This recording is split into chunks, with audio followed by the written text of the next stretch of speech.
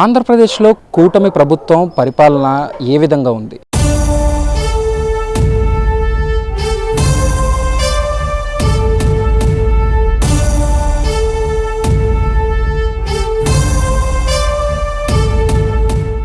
విశాఖ వాసులు ఏమనుకుంటున్నారు? ఈ మత్స్యకారులకి వాళ్ళకి డబ్బులు అనవసరంగా ఇస్తున్నారు.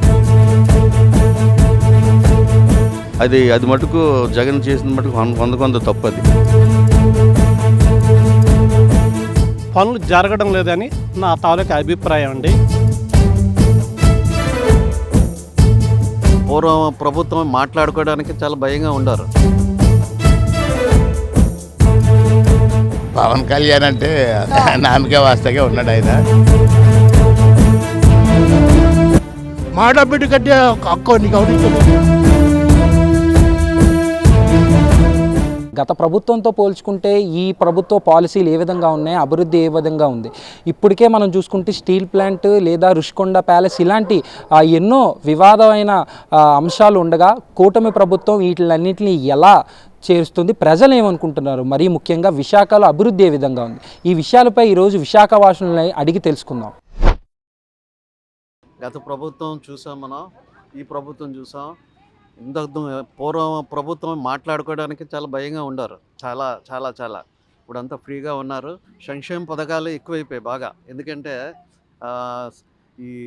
ఇది పెన్షన్ ఇది ఎక్కువైపోయింది. వచ్చిన ఆదాయం అంతా పెన్షన్లకి వాటికి పెట్టిస్తే మరి మామూలుగా డెవలప్మెంట్ ఇంకేముంటుంది? ఉండదు కదా.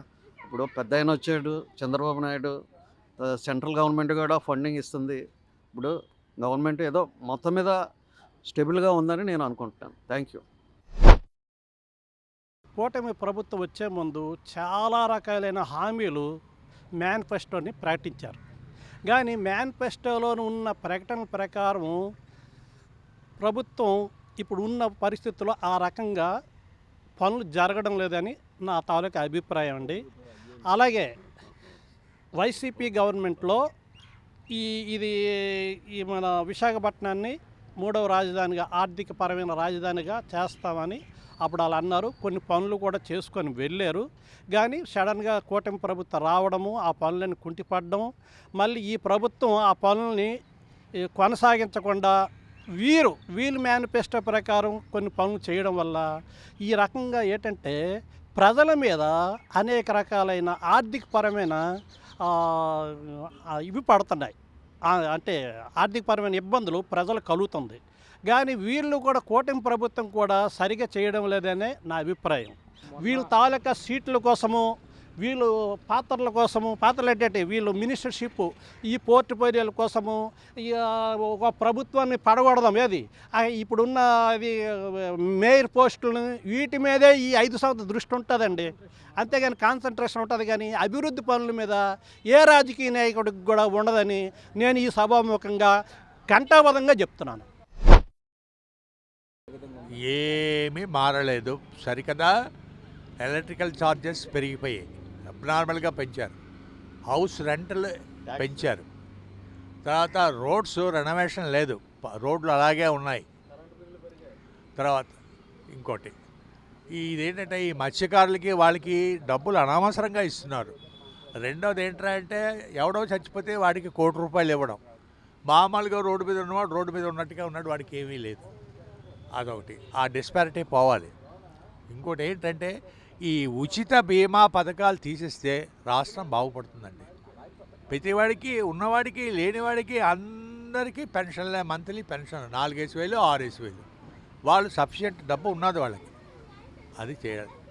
నిజంగా నీడీ పీపుల్కి ఎవరు సాయం చేయటం లేదండి. ఏ గవర్నమెంట్ ఈ కాదు ఆ గవర్నమెంట్ వచ్చినా సరే.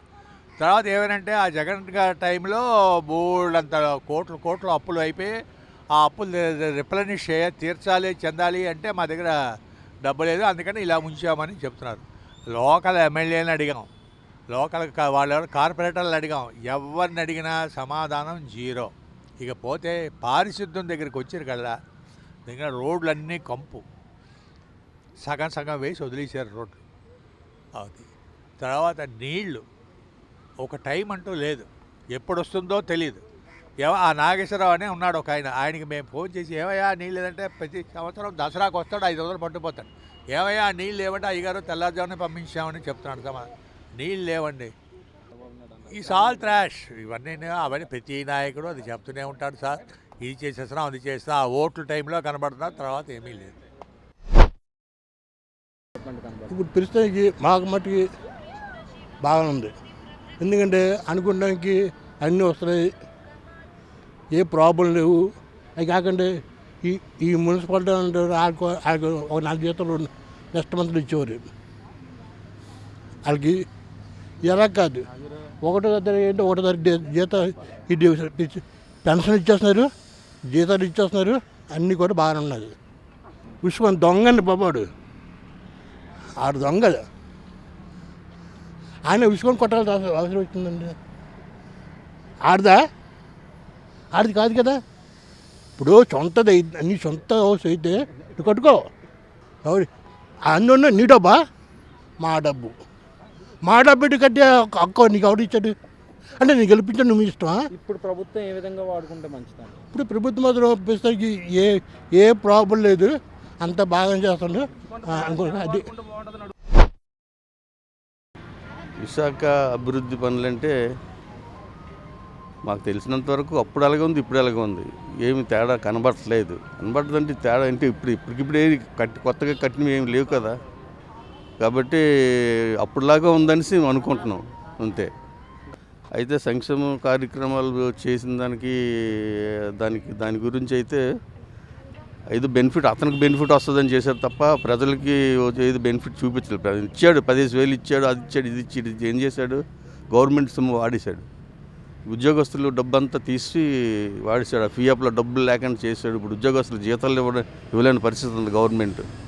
అది మటుకు జగన్ చేసిన మటుకు 100 తప్పు. అది చేయకూడదు. సార్ పవన్ కళ్యాణ్ గారి పరిస్థితి, పవన్ కళ్యాణ్ గురించి నాకు అవగాహన లేదు. యాక్చువల్గా గత ప్రభుత్వంలో అయితే మెయిన్గా పేదలకి బాగా ఏంటి ఈ వారంటీ వ్యవస్థ వల్ల కానీ సచివాలయాల వల్ల కానీ వాళ్ళు చాలా అసలు శ్రమ అనేది ఉండేది కాదు. వాళ్ళు చాలా చక్కగా వాళ్ళకి పనులన్నీ చక్కగా అయ్యాయి. ఎందుకంటే ఎవరి దగ్గర తిరిగేవారు కాదు. వాళ్ళు వారంటీసే వచ్చి వాళ్ళ ఇంటికి వచ్చి పనులు అయ్యి చక్కగా చేసి పెట్టేవారు. వారంటీసే వచ్చి ఇప్పుడు చూసుకుంటే ప్రజలు ఇబ్బందులు పడుతున్నారు కొద్దిగా. ఎందుకంటే వర్క్స్ చేసుకోవడం చాలా ఇబ్బంది అవుతుంది. రెండోదిగా స్కూల్ పిల్లలకి అమౌంట్లు ఇవ్వడం కానీ ఆ గవర్నమెంట్లో చక్కగా జరిగేది. మరి గవర్నమెంట్ వచ్చిన తర్వాత స్కూల్ పిల్లలు కూడా చాలా ఇబ్బంది పడుతున్నారు. స్కూల్ పిల్లలు ఇబ్బంది పడుతున్నారు. తర్వాత పెద్దవారు ముసలి వాళ్ళేటి, తర్వాత తోపుడు బళ్ళు, వీళ్ళందరూ కూడా చక్కగా అప్పుడు వాళ్ళు చక్కగా హ్యాపీగా వాళ్ళకి సంవత్సరానికి అమౌంట్ వచ్చేది. చక్కగా వాళ్ళు జీవనోపాధిని గడుపుకునేవాళ్ళు. తర్వాత ఆటో వాళ్ళు కానీ వాళ్ళకి చాలా బాగుండేది ఆ టైంలో. కానీ ఏంటంటే మరి ఈ కొత్త ప్రభుత్వం వచ్చిన తర్వాత ప్రజలు కొద్ది ఇబ్బంది పడుతున్నారు. ఎందుకంటే మరి ఉద్యోగాలు అని అంటున్నారు, ఇంకా దానికి ఏమీ ఉద్యోగాలు కనిపించటం లేదు. మరి తర్వాత ఇంకోటి పోతే ఏంటంటే గొడవలు ఎక్కువ అవుతున్నాయి. తర్వాత రేప్ కేసులని, తర్వాత ఆడవాళ్ళ మీద చాలా రేప్ కేసులు, గొడవలు, గంజాయి ఇవన్నీ కూడా చాలా ఎక్కువ అవుతున్నాయి కొత్త ప్రభుత్వంలోకి వచ్చాక. పాత గవర్నమెంట్లో అనేవాళ్ళు, కానీ కొత్త గవర్నమెంట్లోకి వచ్చాక కూడా అవి చాలా ఎక్కువ అవుతున్నాయి. అది కూడా మరి కరెక్ట్ కాదు. జగనన్న ప్రభుత్వం ఉన్నప్పుడు ప్రతి ఒక్క మత్స్యకారుడికి 10,000 రూపాయలు ఇచ్చేవారండి. ప్రెజెంట్ ఏంటంటే చంద్రబాబు నాయుడు ప్రభుత్వం వచ్చిన తర్వాత 10,000 కాస్త 20,000 చేశారు. వెల్ అండ్ గుడ్ అండి. ఎందుకంటే అన్సీజన్ టైంలోని మా మత్స్యకారులు వేటలకు వెళ్ళిన టైంలోని వాళ్ళు జీవనభృతి కింద 25,000 చొప్పున ఇస్తున్నారు గవర్నమెంట్. అది చాలా మంచి నిర్ణయమే. పవన్ కళ్యాణ్ గారికి, చంద్రబాబు నాయుడుకి ధన్యవాదములు. కాకపోతే ఇక్కడ జరుగుతున్న విషయం ఏంటంటే నిజమైన మత్స్యకారులు అందరికీ ఉన్నారు అన్నప్పుడు వాళ్ళకి, నిజమైన మత్స్యకారులకి చాలామందికి అందలేదండి డబ్బులు. ఏమైందంటే తంబులు వేశారండి, సచివాలయంకి వెళ్ళి తంబు వేశారు. అక్కడ ఏడీ ఆఫీస్లో నెంబర్లన్నీ రాసుకున్నారు. అయినా కూడా 25,000 రూపాయలు పర్లేదండి. మత్స్యకారులు అన్నోళ్ళు ఇప్పుడు ప్రతి ఒక్కరు కూడా ఈ రోజులో కనీస సౌకర్యాలైన ఏసీలు, ఫ్యాన్లు ఉంటాయండి. ఈ ఎండాకాలంలోని కరెంటు బిల్లు ఎక్కువ వస్తాయి. 300 యూనిట్లు దాటితే కరెంటు బిల్లు వస్తే 20,000 రూపాయలు ప్రభుత్వ భృతి రాదని చెప్పేసి ఆపేశారండి. అలాగా నియర్లీ మా మత్స్యకారు గ్రామంలో 144 మంది, 170 మంది వరకు ఆపేశారండి. అంటే మత్స్యకారులు అన్న వాళ్ళకి ఏసీలు, కరెంట్లు ఉండకూడదండి. అంటే అందరికీ ఉండొచ్చు కానీ మత్స్యకారులకు ఉండకూడదా? ఆ ఉన్నప్పుడు వాళ్ళకి కరెంటు బిల్లు ఎక్కువ వచ్చింది. 300 యూనిట్లు వచ్చిందంటే లాస్ట్ 6 మంత్స్ తీస్తున్నారండి. మత్స్యకారు భరోసా ఇచ్చేది మే నెలలో ఇస్తున్నారు. లాస్ట్ 6 మంత్స్ క్యాల్కులేట్ చేస్తే మరి మినిమం బిల్లు 300 యూనిట్లు దాటకూడదంటే 120, 130 యూనిట్లు వస్తాయి కదండి ఎండాకాలంలో. అది పట్టించుకోకుండా గవర్నమెంట్ 25,000 రూపాయలు కూడా ఇవ్వకుండా 170 మందికి ఆపేశారండి మత్స్యకారులకి. ఈ ప్రభుత్వం ఉపాధి అవకాశాల మీద కొంచెం కాన్సన్ట్రేషన్ చేస్తున్నట్టు అనిపిస్తుంది. దానికి తగ్గ ఆధారాలు కూడా కనబడుతూ ఉన్నాయి. సంక్షేమ కార్యక్రమాలకి ఇంకా సమయం ఉంటుందని అన్నారు. అవి కూడా చేస్తే ఆ వైపు నుంచి కూడా ఆ ప్రజలకు కూడా ఆ వర్గాలకు కూడా మేలు జరుగుతుంది. సో శాంతి భద్రతల మీద మాత్రం కొంచెం పూర్వంలాగే ఇక్కడ కూడా కొన్ని కక్ష సాధింపు చర్యలు జరుగుతున్నాయని అనిపిస్తూ ఉంది. అభివృద్ధి ఇంకా బీజాలు నాటాలి. ఇంకా మెట్రో అన్నారు, అయితే రోడ్ల విషయంలో చాలా జాగ్రత్తలు తీసుకున్నారు, మెరుగుపరిచారు గతంలో కంటే. సో ముఖ్యంగా విద్యార్థులకి ఉపాధి అవకాశాలు మెరుగుపడాలని మనం కోరుకుంటున్నాం ఈ ప్రభుత్వాన్ని. ప్రజల్లో చైతన్యం, ప్రజల్లో జ్ఞానం పెరిగినంత వరకు సమస్యలు అనేవి సాధారణంగా ఉంటాయి. కానీ ఇక్కడ ఉన్నటువంటి మార్పు చూస్తుంటే అక్కడికి ఇక్కడికి కొన్ని విషయాల్లో అమరావతి డెవలప్మెంట్స్ ఆ ఏరియాకి సంబంధించిన విషయాల్లోని ఒక మూమెంట్ డెవలప్మెంట్ అనేది చేస్తున్న విషయం అవగాహన అవుతుంది. కానీ ఇక్కడ ఉన్న వాస్తవమైన విషయాలు చూస్తుంటే అప్పటి ప్రభుత్వంలోని ఇప్పుడు ప్రభుత్వంలోని మా విశాఖపట్నం చూస్తుంటే ఇప్పుడు ఆవులు గేదెలు రోడ్ల మీద స్వేచ్ఛగా తిరిగేటట్టుగా తయారయ్యాయి. ఇంతకుముందు అలాగ ఉండేది కదా. కారణం ఏమిటని చూస్తున్నప్పుడు లోకల్ ఆథరైజేషన్, వాళ్ళకి పొలిటికల్గా ఇన్ఫ్లుయెన్స్ ఉండగానే అవన్నీ పట్టించుకోవడం లేదు. రైతు బజార్లో ప్రస్తుతం మాత్రము రేట్లు మాత్రము చాలా వరకు తక్కువ ధరల్లోనే మంచిగానే లభ్యమవుతున్నాయి. కానీ ఇప్పుడు ఏ గవర్నమెంట్ నాయకుల్ని విమర్శించే కంటే మనము ప్రతి విషయం వాస్తవాన్ని గ్రహిస్తూ ఏ విషయానికి మనకు లోపాలు ఉన్నాయో, ఏవి కరెక్ట్గా లేవో వాటిల్ని దీనికి అవసరమైనటువంటి నాయకుల్ని అధికారులని మనము అడుగుతూ ఉండాలి. అప్పుడులోనే ఆ విధమైనటువంటి అడిగే అవేర్నెస్ మనలో పెరిగితే అన్ని విషయాలు కూడా అందుబాటులో ఉండేవి. మన కోసం ఖర్చు పెట్టే గవర్నమెంట్ పెట్టినటువంటి ఫండ్స్ అవి కూడా సద్వినియోగం అయ్యే అవకాశాలు ఉంటాయి. ఏ విధంగా అనిపిస్తుంది అంటే నాకు తెలిసినంతవరకు ప్రజెంట్ ప్రభుత్వం చాలా కష్టపడుతున్నది.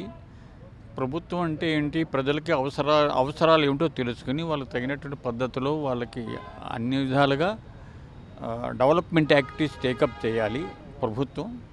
అది ఇప్పుడు ప్రజెంట్ గవర్నమెంట్లో బాగా జరుగుతున్నదని నేను అనుకుంటున్నాను. స్కీమ్స్ గురించి ఏవైతే స్కీమ్స్ సూపర్ 6 చెప్పారో దాని మీద స్కీమ్స్ కూడా ఇప్పుడు ఇది కూటమి గవర్నమెంట్ కదా, ఇది కూటమి గవర్నమెంట్లో కూడా వాళ్ళు సఖ్యతగా అంటే ఏ డిఫరెన్సెస్ లేకుండా ఒక లీడర్షిప్లో అంటే ఒక నాయకుడు చెప్పిన విధానంలో ప్రజలకి ఎవరు చెప్పినా సరే ప్రజలకు అనుకూలంగా ప్రజలకు కావాల్సిన అవసరాలన్నీ తీర్చడం గవర్నమెంట్ ఉద్దేశం.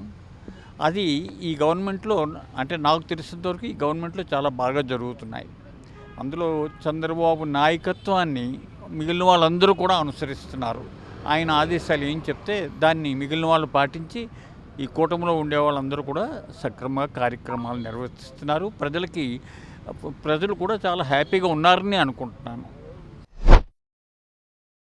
1 ఇయర్లో డెవలప్మెంట్ అంటే గబుక్కుని ఎవరు చెప్పలేము. అన్నీ పాతవన్నీ సరిదిద్దుకుంటూ ఒకటి వీళ్ళు కొత్త ప్రభుత్వం కూటమి ప్రభుత్వం అవన్నీ సెట్ అయ్యడానికే ఈ 1 ఇయర్ అంతా పట్టింది. ఏం జరుగుతుందో ఏం డెవలప్మెంట్ చేస్తారో కూడా ప్రజలకు కూడా ఎవరికీ తెలియట్లేదు. అందరూ వెయిట్ అండ్ సీ అన్నట్టుగా చూస్తున్నారు ఏం చేస్తారనే. ఇంతవరకు మరి నాకు తెలిసి అక్కడ అమరావతి, గుంటూరు, అటుపక్క ఏవో జరుగుతున్నాయి కానీ మన విశాఖపట్నంకి అయితే ఏమి జరిగేటట్టు కనిపించలేదు. చూద్దాం మరి ఎలా ఉంటుందో కూటమి ప్రభుత్వం. పవన్ కళ్యాణ్ అంటే ఆయన ఏం చేస్తున్నాడో నాకు అసలు అర్థం అవ్వట్లేదు. పవన్ కళ్యాణ్ ఏదో నామికే ఏం చేస్తున్నాడమ్మా, నామికే వాస్తగా ఉన్నాడు ఆయన అలంకారంగా. ఆయనంతవరకు ఏం చేసినట్టుగా దేనికి కూడా ఆయన స్పందించేటట్టు కూడా లేదు. చూద్దాం ఏం చేద్దాం.